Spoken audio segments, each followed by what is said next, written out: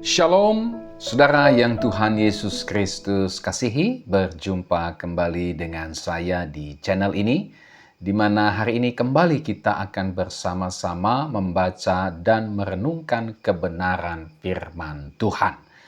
Nah, firman Tuhan yang menjadi renungan kita pada hari ini terambil dari Yeremia pasal 29 ayatnya yang ke-7. Demikian firman Tuhan, usahakanlah kesejahteraan kota kemana kamu aku buang, dan berdoalah untuk kota itu kepada Tuhan, sebab kesejahteraannya adalah kesejahteraanmu. Saudara, dari satu ayat firman Tuhan ini kita akan merenungkannya di bawah satu tema, usahakanlah kesejahteraan kota. Nah, saudara yang Tuhan Yesus Kristus kasihi, beberapa waktu yang lalu telah terjadi demonstrasi besar-besaran di berbagai daerah di Indonesia. Demonstrasi tersebut terjadi oleh karena masyarakat kecewa, masyarakat marah kepada para pemimpin bangsa ini, dan juga kepada para wakil rakyat yang dianggap tidak berpihak kepada rakyat, dan malah semakin menyengsarakan rakyat.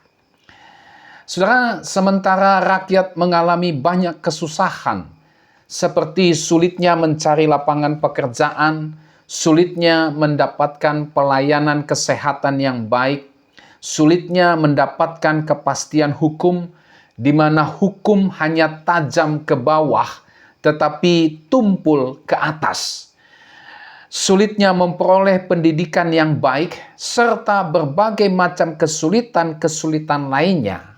Justru para pejabatnya, serta wakil-wakil rakyatnya malah hidup bermewah-mewah dan memamerkan kekayaan mereka di media sosial.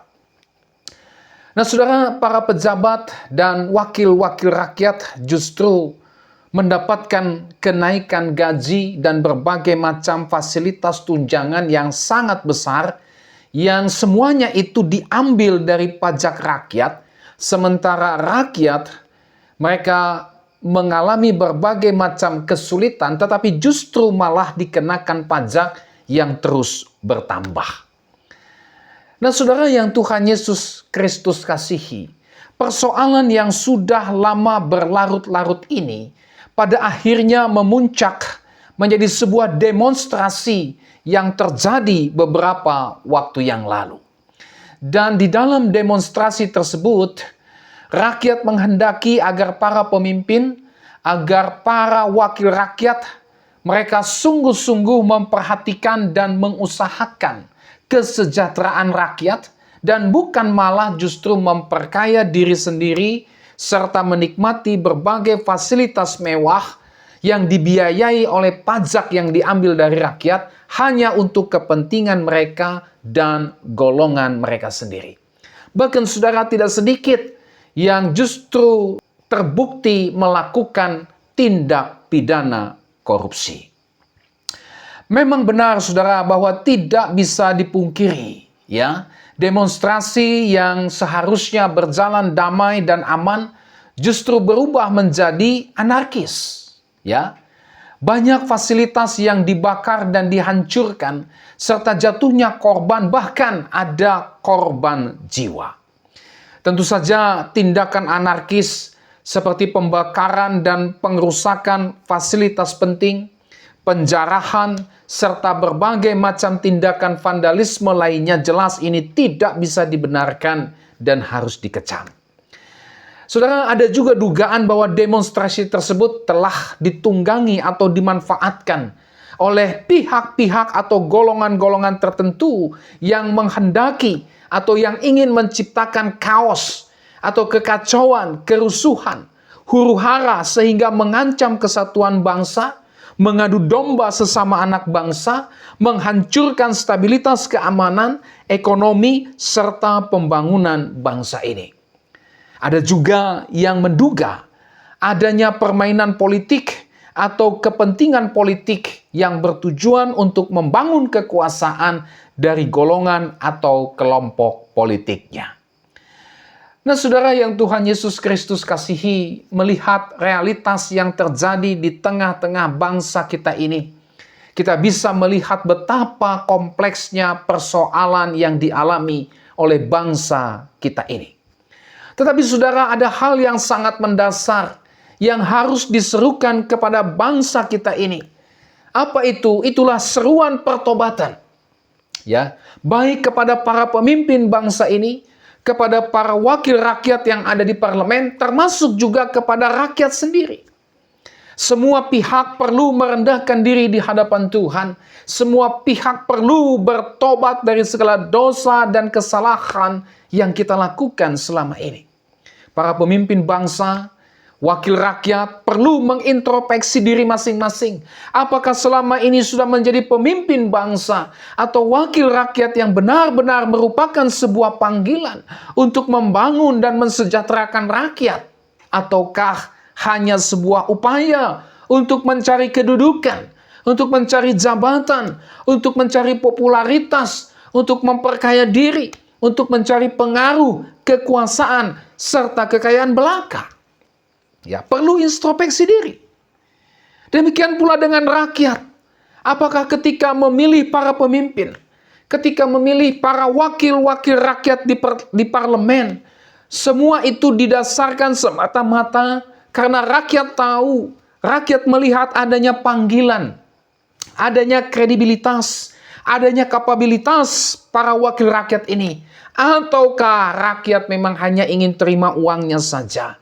Atau karena terlena dengan janji-janji manis yang ditawarkan? Atau hanya karena kepentingan agama, suku, golongan semata? Demikian juga, saudara, dengan partai-partai politik yang ada di negara kita. Apakah dalam pendirian partai politik didasarkan kepada semangat kejujuran, didasarkan kepada semangat ketulusan dan mengedepankan upaya untuk mensejahterakan rakyat? Ataukah semua itu hanya jargon saja, hanya sebuah semboyan saja, hanya sebuah upaya untuk memperoleh kekuasaan semata? Apakah dalam perekrutan para kader, partai-partai politik benar-benar telah melakukan seleksi ketat dengan melihat atau memperhatikan panggilan, kredibilitas, bahkan juga kapabilitas para kader mereka yang kemudian dipersiapkan dengan penuh tanggung jawab untuk menjadi pemimpin atau wakil rakyat di parlemen? Ataukah hanya menjual pencitraan? Ataukah merekrut kader yang punya uang, kekayaan, popularitas, atau karena ikatan kekeluargaan biologis semata tanpa peduli dengan kredibilitas dan kapabilitas daripada kader-kadernya tersebut? Kita semua, baik para pemimpin bangsa, bahkan seluruh rakyat Indonesia ini, perlu merendahkan diri di hadapan Tuhan. Perlu untuk bertobat dengan sungguh-sungguh. Kenapa? Karena hanya dengan adanya pertobatan yang sungguh-sungguh kepada Tuhan sajalah, maka bangsa kita akan dipulihkan oleh Tuhan. Dengan adanya pertobatan yang sungguh-sungguh kepada Tuhan, maka kita akan mampu untuk bahu-membahu atau bekerja sama mengusahakan kesejahteraan kota dan bangsa kita. Dan saudara, oleh sebab itu firman Tuhan hari ini menjadi sebuah landasan.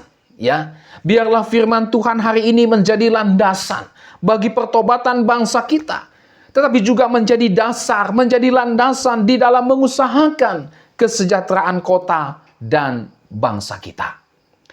Saudara yang Tuhan Yesus Kristus kasihi, bagian firman Tuhan pada hari ini menceritakan tentang sebuah surat yang ditulis oleh Nabi Yeremia yang ditujukan kepada umat Yehuda yang diangkut oleh Raja Nebukadnezar ke pembuangan di Babel.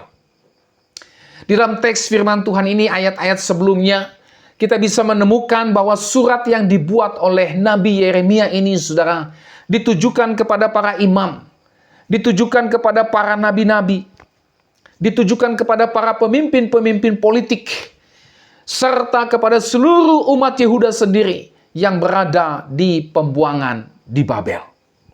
surat yang dibuat oleh Nabi Yeremia ini sangat penting. Ya, karena surat ini dilatar belakangi oleh situasi dan kondisi yang dialami oleh bangsa Yehuda pada waktu itu. Seperti apa situasi dan kondisi yang dialami oleh bangsa Yehuda pada waktu itu, sehingga Yeremia menulis surat yang merupakan pesan Tuhan sendiri kepada bangsa Yehuda yang saat itu sedang ada di dalam pembuangan. Saudara, surat ini ditulis oleh Nabi Yeremia yang ditujukan kepada para imam, nabi-nabi, para pemimpin politik umat itu di dalam situasi dan kondisi yang sangat sulit pada waktu itu. Apa saja itu? Pertama, mereka kehilangan tempat tinggal. Mereka kehilangan harta benda. Mereka harus meninggalkan tanah air mereka dan hidup di dalam pembuangan. Yang kedua, mereka harus hidup di tengah budaya yang asing dan tidak mengenal Tuhan. Mereka sekarang harus terbiasa hidup di tengah-tengah sistem, di tengah-tengah gaya hidup, di tengah-tengah budaya dan agama yang tidak mengenal Tuhan sama sekali. Umat Yehuda, mereka harus berjuang untuk menjaga identitas mereka sebagai umat Tuhan. Mereka akan selalu diperhadapkan dengan berbagai macam godaan, dengan berbagai macam tantangan yang ada hubungannya dengan kehidupan, gaya hidup, dan budaya Babel pada waktu itu. Mereka diperhadapkan dengan pilihan, apakah mereka akan menyerah terhadap budaya, gaya hidup Babel yang tidak mengenal Tuhan, ataukah mereka tetap mempertahankan iman mereka kepada Yahweh di tengah-tengah pembuangan di Babel tersebut. Yang ketiga, mereka tidak bisa lagi beribadah di bait Allah di Yerusalem. Bait Allah di Yerusalem yang sudah hancur itu adalah pusat kehidupan rohani mereka. Sekarang mereka jauh dari bait Allah yang tentu saja berdampak kepada pergumulan iman mereka. Mungkin mereka bertanya, apakah Tuhan masih menyertai kita? Yang keempat, situasi dan kondisi yang mereka alami adalah mereka berada di tengah-tengah bangsa yang telah menghancurkan mereka, yang telah menghancurkan negeri mereka, bahkan yang menawan mereka, memperbudak mereka di Babel. Itu berarti, saudara, mereka harus hidup di bawah kekuasaan, di bawah penjajahan musuh mereka yang sudah menghancurkan bangsa dan negeri mereka. Yang kelima, mereka harus hidup sebagai bangsa yang minoritas. Ya, tidak punya kekuasaan apapun, saudara. Yang keenam, mereka harus menerima kenyataan bahwa mereka akan tinggal lama di tengah-tengah bangsa asing tersebut. Ayatnya yang ke-10. Dan yang ketujuh, mereka diperhadapkan dengan janji-janji manis dari para nabi-nabi palsu yang memberitakan kepada mereka harapan yang kosong. Ayatnya yang ke-8. Nah, saudara, inilah situasi dan kondisi yang dihadapi oleh bangsa Yehuda pada waktu itu, yang menjadi latar belakang Yeremia harus menulis surat, harus menuliskan pesan Tuhan ini kepada mereka. Nah, saudara, ada 2 poin penting yang kita bisa lihat dari surat yang ditulis oleh Nabi Yeremia yang ditujukan kepada bangsa Yehuda, kepada para pemimpin mereka yang ada di Babel. Apa itu? Pertama, Tuhan punya kendali atas keadaan mereka. Di tengah-tengah situasi yang sangat sulit, di tengah-tengah kondisi yang sangat sulit, yang bisa memberikan 1001 alasan untuk mereka berputus asa dan kehilangan iman kepada Tuhan, Nabi Yeremia menguatkan iman percaya mereka di tengah-tengah situasi kondisi yang sulit itu dengan menulis surat yang poin pertama yang penting di sini adalah Tuhan punya kendali atas keadaan mereka. Meskipun memang Tuhan membawa mereka ke pembuangan untuk waktu yang cukup lama, 70 tahun. Tetapi saudara, Tuhan berjanji bahwa Tuhan tidak akan meninggalkan mereka. Ayat 11 sampai dengan ayat 14. Tuhan akan menyertai mereka di dalam menjalani masa pembuangan 70 tahun itu. Tuhan tidak akan meninggalkan mereka. Tuhan berjanji bahwa setelah 70 tahun masa pembuangan tersebut, maka Tuhan akan memulihkan mereka dan membawa mereka kembali ke tanah air mereka. Ayat 10 dan ayatnya yang ke-14. Tuhan berjanji bahwa pembuangan yang mereka alami, merupakan bagian dari rencana Tuhan yang baik. Itulah rancangan damai sejahtera dan bukan rancangan kecelakaan untuk memberikan kepada mereka hari depan yang penuh harapan. Ayatnya yang ke-11. Saudara, semua ini menunjukkan kendali Tuhan atas situasi dan kondisi sulit yang mereka alami. Sehingga dengan demikian mereka tidak menjadi putus asa. Mereka tidak kehilangan iman mereka kepada Tuhan. Tetapi sebaliknya, mereka bertahan di tengah-tengah situasi dan kondisi yang sulit tersebut. Seraya mereka mengimani pemeliharaan Tuhan. Mengimani campur tangan Tuhan dalam kehidupan mereka. Dan mempercayakan hidup mereka seutuhnya hanya kepada Tuhan. Nah, oleh karena itu, Tuhan memerintahkan mereka untuk mendirikan rumah untuk mereka diami di pembuangan. Untuk membuat kebun, untuk mereka nikmati hasilnya. Untuk berumah tangga dan berketurunan supaya mereka bertambah banyak dan jangan berkurang. Ayat 5 sampai dengan ayat 6. Kenapa? Karena Tuhan pasti akan memelihara kehidupan mereka. Karena Tuhan pegang kendali penuh atas hidup mereka. Atas Babel dan atas segala semesta ini. Ya, inilah poin pertama yang kita bisa lihat dari surat yang diberikan Nabi Yeremia kepada bangsa Yehuda yang ada di pembuangan. Yeremia menguatkan iman mereka di tengah-tengah situasi dan kondisi yang sangat sulit yang bisa menjadi 1001 alasan untuk mereka bisa menjadi putus asa dan kehilangan iman. Yeremia memberikan berita dari firman Tuhan, menguatkan iman percaya mereka bahwa Tuhan pegang kendali atas keadaan mereka. Poin yang kedua yang kita bisa lihat dari surat yang ditulis oleh Nabi Yeremia kepada bangsa Yehuda yang ada di pembuangan di Babel adalah Tuhan menghendaki mereka untuk supaya mereka menjadi berkat di tengah-tengah bangsa Babel. Ya, wah ini luar biasa sekali saudara ya. Di tengah-tengah situasi yang sulit dan yang tidak menyenangkan bagi mereka, Tuhan justru memerintahkan mereka agar mereka menjadi berkat di tengah-tengah bangsa yang justru telah menghancurkan dan membawa mereka ke pembuangan.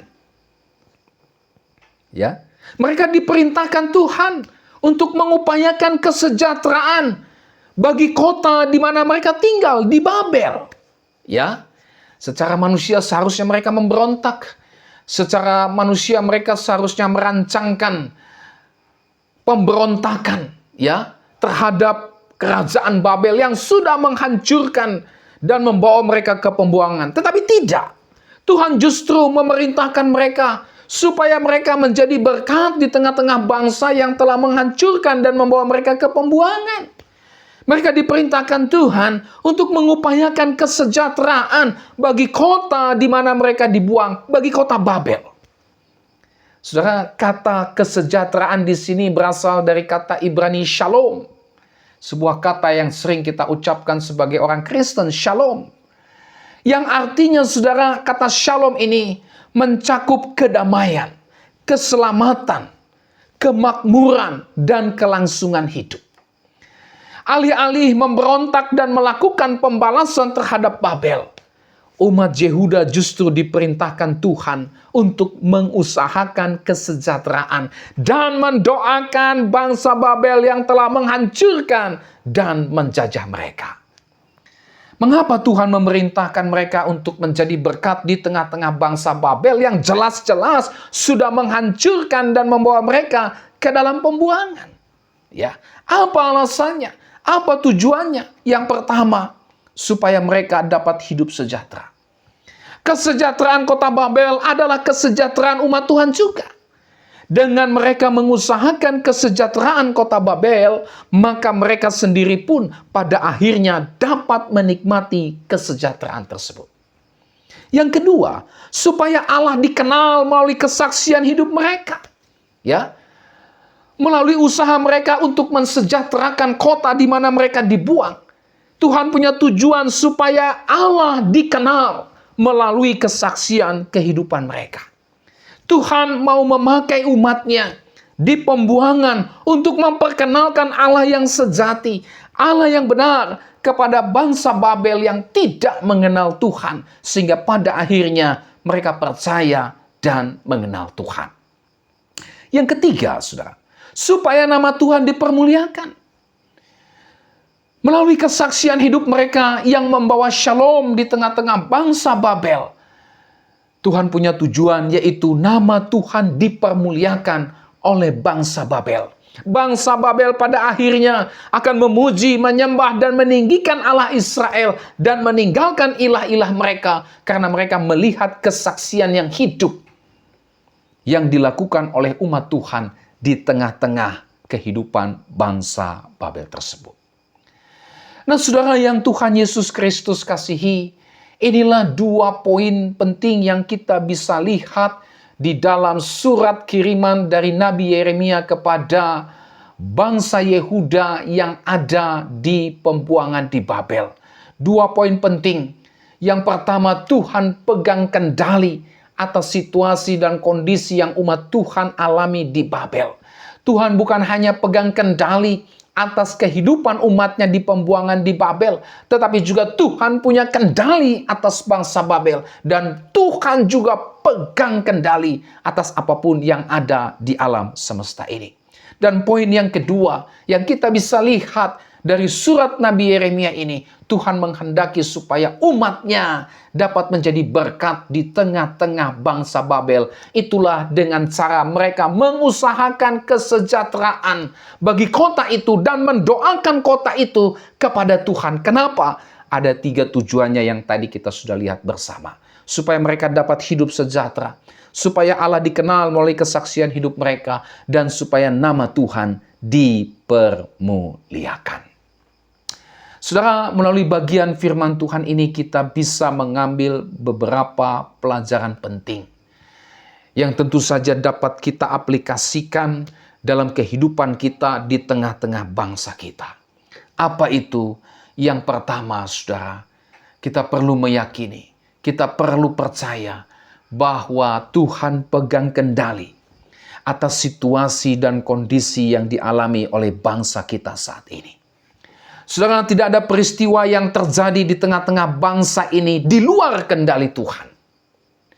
Mungkin saja situasi dan kondisi bangsa ini sangat sulit, tetapi semua itu tidak bisa membuat Tuhan kesulitan untuk melaksanakan rencananya bagi bangsa kita. Situasi dan kondisi sulit yang dialami oleh bangsa kita saat ini tidak boleh membuat iman dan pengharapan kita menjadi hilang. Kenapa? Karena kita percaya bahwa Tuhan pegang kontrol, Tuhan pegang kendali atas bangsa kita. Seburuk apapun situasi dan kondisi yang terjadi, yang dialami oleh bangsa kita, semua itu ada di dalam kuasa dan kendali Tuhan. Saudara, bangsa kita tidak bisa dapat keluar dari kuasa dan kendali Tuhan. Bangsa kita ini berada di bawah kuasa, berada di bawah kontrol dan kendali Tuhan. Inilah yang membuat kita senantiasa tetap meyakini pemeliharaan Tuhan dalam menjalani kehidupan kita di tengah-tengah bangsa ini. Meskipun kita saat ini mungkin mengalami berbagai macam kesulitan, mengalami berbagai macam tantangan, rintangan, hambatan, tetapi Tuhan pegang kendali atas semua itu.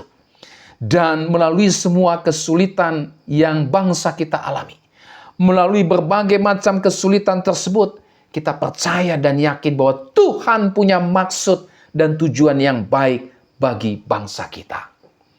Yang kedua, saudara, Tuhan mau pakai kita untuk menjadi berkat bagi bangsa kita. Ya, sebagai anak-anak Tuhan, kita dipanggil untuk menjadi berkat bagi kota dan bangsa kita. Itulah dengan mengusahakan kesejahteraan kota dan bangsa kita, serta mendoakan kota dan bangsa kita ini kepada Tuhan. Karena kita mengimani dan percaya bahwa Tuhan pegang kendali, Tuhan pegang kontrol atas bangsa dan negara kita, bahwa ada rancangannya yang baik bagi bangsa kita ini, maka kita pada akhirnya mendengar panggilan Tuhan untuk mengusahakan shalom di tengah-tengah bangsa kita. Kita terpanggil untuk menjadi berkat bagi kota dan bangsa kita.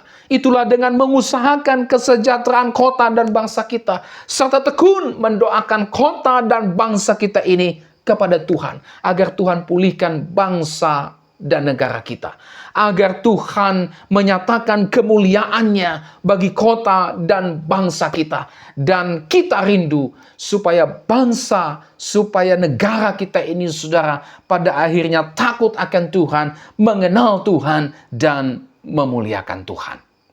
Oleh sebab itu, saudara, mari kita menjaga kesaksian Kristen kita dengan cara mengusahakan kesejahteraan kota dan bangsa kita, serta selalu mendoakannya kepada Tuhan. Dan bukan malah justru kita merusak kesaksian Kristen kita dengan melakukan dosa dan kejahatan di tengah-tengah kota dan bangsa kita. Jangan. Tuhan panggil kita untuk menjadi berkat, untuk mengusahakan kesejahteraan kota dan bangsa kita, untuk mendoakannya kepada Tuhan. Bukan justru malah kita merusak kesaksian Kristen kita dengan perbuatan-perbuatan dosa yang merusak bangsa kita, yang merugikan masyarakat kita, yang pada akhirnya membuat sesama kita menjadi menderita. Tidak, saudara. Kita dipanggil bukan untuk menjadi troublemaker. Ya, kita dipanggil untuk menjadi peacemaker, pembawa damai sejahtera. Tuhan tidak panggil kita untuk menjadi troublemaker bagi bangsa ini. Tuhan panggil kita untuk menjadi peacemaker bagi bangsa kita. Nah, oleh sebab itu, saudaraku yang dikasihi oleh Tuhan Yesus Kristus, apapun panggilan kita, apapun tugas kita, apapun tanggung jawab kita, apapun profesi kita, apapun keahlian kita masing-masing, di tengah-tengah kota dan bangsa ini, mari sebagai orang Kristen, sebagai orang yang percaya kepada Kristus, sebagai murid Kristus, kita kerjakan semuanya itu dalam upaya untuk kesejahteraan kota dan bangsa kita, sehingga kita dapat hidup dan menikmati kesejahteraan kota dan bangsa kita, dan supaya nama Tuhan dipermuliakan, supaya bangsa ini mengenal Kristus, mengenal Allah, dan diselamatkan. Nah, saudaraku yang Tuhan Yesus Kristus kasihi, inilah seluruh renungan firman Tuhan pada hari ini. Sekali lagi, apapun status saudara, apapun kedudukan saudara, apapun profesi kita saat ini, mari kita semua dipanggil untuk mengusahakan kesejahteraan kota dan bangsa kita, ya, dan juga untuk selalu mendoakannya kepada Tuhan, agar kota dan bangsa kita ini dapat hidup sejahtera dan takut akan Tuhan, sebab kesejahteraan kota dan bangsa kita adalah kesejahteraan kita juga. Kembali firman Tuhan hari ini mengingatkan, jadilah peacemaker, jangan menjadi troublemaker di tengah-tengah bangsa dan negara kita, di tengah-tengah kota dimanapun kita berada saat ini. Kiranya firman Tuhan hari ini memberkati kita semua. Sampai kita berjumpa kembali. Tuhan Yesus memberkati saudara dan shalom.